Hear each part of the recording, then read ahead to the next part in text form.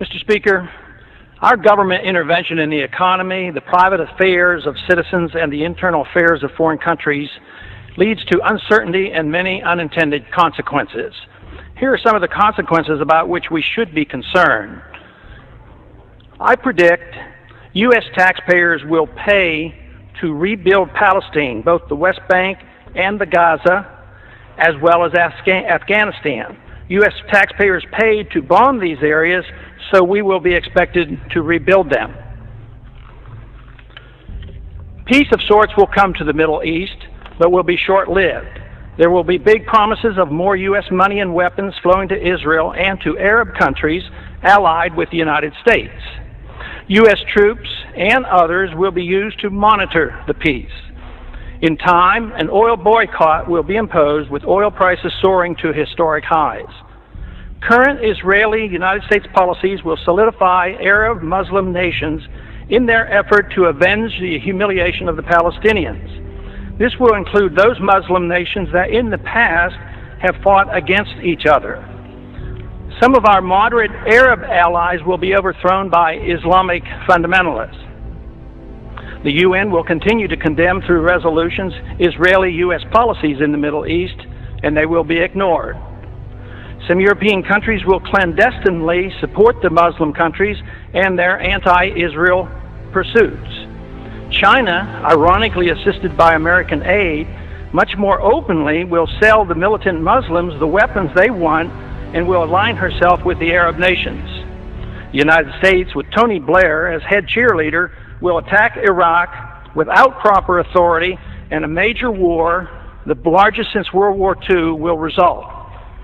Major moves will be made by China, India, Russia, and Pakistan in Central Asia to take advantage of the chaos for the purpose of grabbing land, resources, and strategic advantages sought after for years.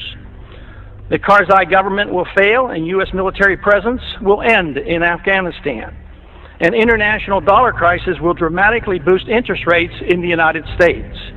Price inflation with a major economic downturn will decimate U.S. federal government finances and exploding deficits and uncontrolled spending.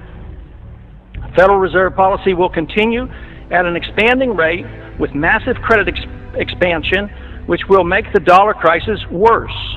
Gold will be seen as an alternative to paper money as it returns to its historic role as money. Erosion of civil liberties here at home will continue as our government responds to political fear in dealing with the terrorist threat by making generous use of the powers obtained with the Patriot Act. Many American military personnel and civilians will be killed in the coming conflict. The leaders of whichever side loses the war will be hauled into and tried before the International Criminal Court for war crimes. The United States will lose the war, but neither will we win. Our military and political leaders will not be tried by the International Criminal Court. The Congress and the President will shift radically toward expanding the size and scope of the federal government. This will satisfy both the liberals and the conservatives. Military and police powers will grow, satisfying the conservatives. The welfare state, both domestic and international, will expand, satisfying the liberals. Both sides will endorse military adventurism overseas. This is the most important of my predictions. Policy changes could prevent all of the previous predictions from occurring. Unfortunately, that will not occur. In due course, the Constitution will continue to be steadily undermined and the American Republic further weakened. During the next decade, the American people will become poorer and less free, while they become more dependent on the government for economic security. The war will prove to be divisive, with emotions and hatred growing between the various factions and special interests that drive our policies in the Middle East. Agitation from more class warfare will succeed in dividing us domestically. And believe it or not, I expect lobbyists will thrive more than ever during the dangerous period of chaos. I have no timetable for these predictions, but just in case, keep them around and look at them in 5 to 10 years. Let's hope and pray that I'm wrong on all accounts. If so, I will be very pleased. The gentleman has expired.